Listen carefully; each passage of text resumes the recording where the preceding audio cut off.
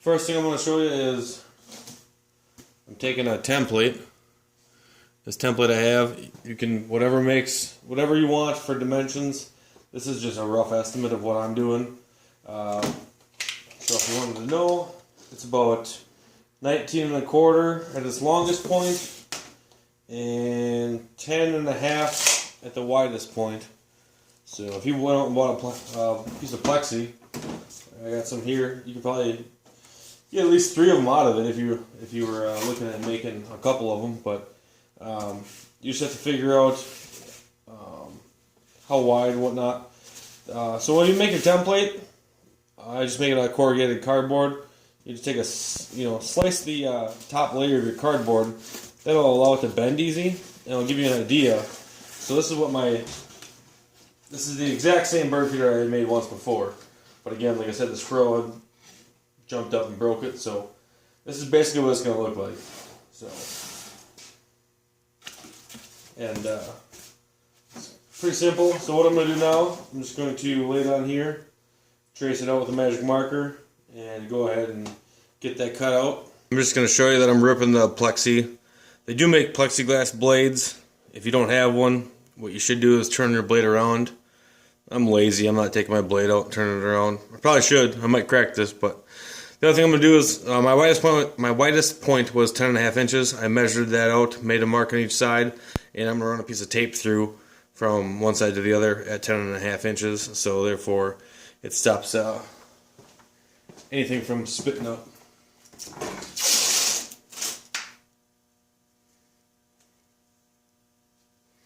This is a rough, like I said, rough 10 1/2. Doesn't have to be perfect. And we'll go from there. So I'll go ahead and cut this quick.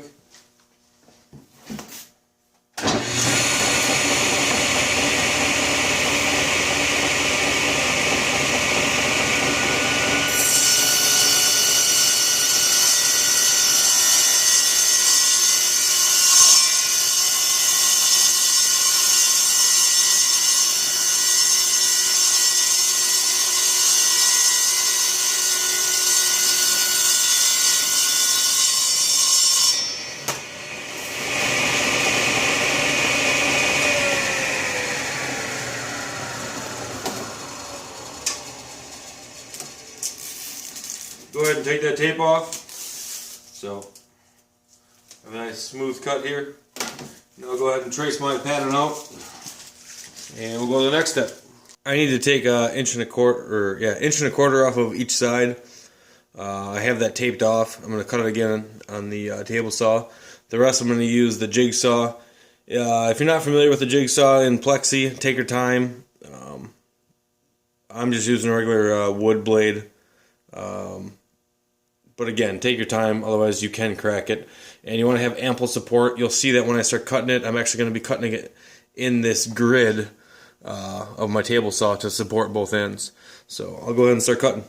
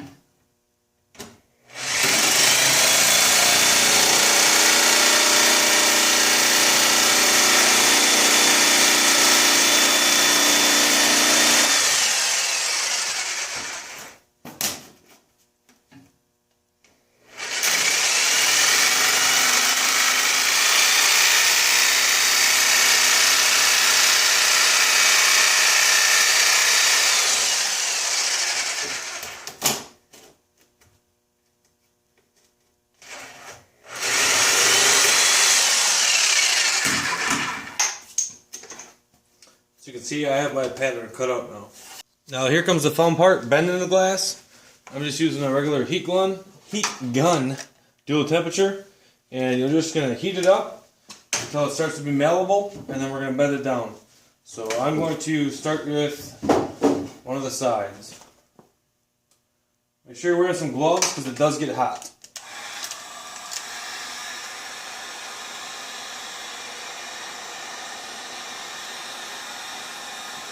And all I'm doing is going back and forth with the heat gun, waiting for it to get warm and flexible. You can test that by pushing on it. With this, you're going to want to make sure that you are doing it evenly and obviously with a little bit of thought behind it, in the sense of you don't want to make a bend where you end up running into a problem not being able to bend another piece. So it doesn't really matter which way you do it, you just got to think about it and bend it correctly one way or the other.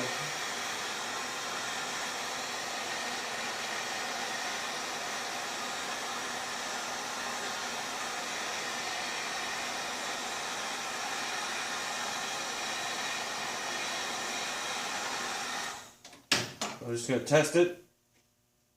It's not ready yet.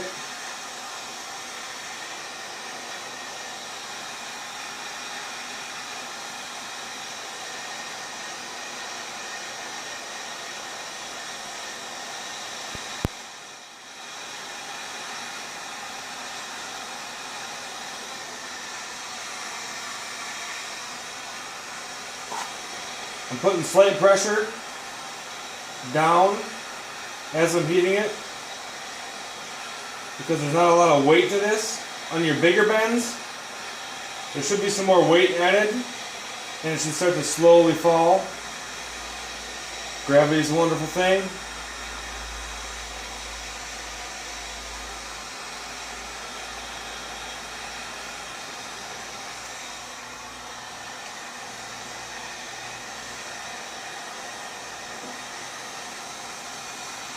And you're going to want to hold this at a 90-degree angle once it's malleable. So you can see it's malleable. It's starting to bend nice and good.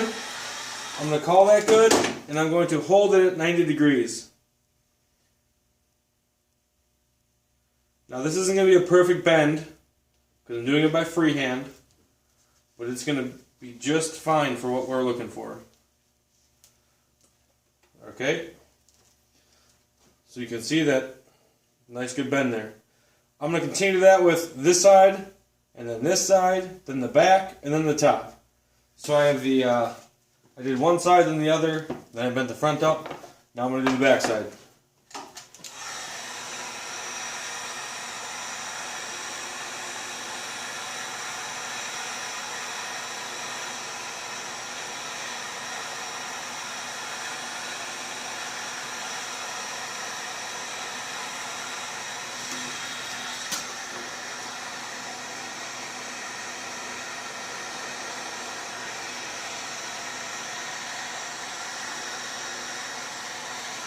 You can see gravity pulling the plexi down.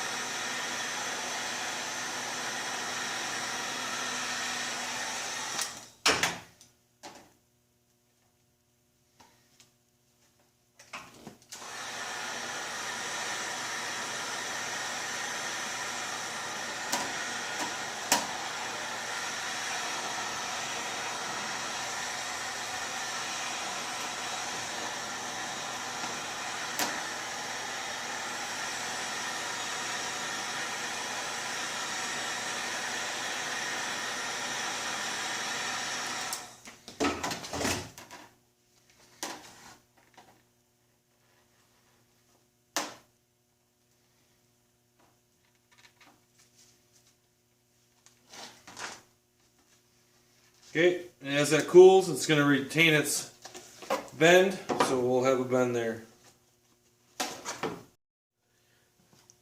Quick couple things to tell you. So I made my last bend. You can cut out some 2x4s. I have this 6x6 that I ripped up, made this cutout. So my bird feeder is actually physically stuck on here.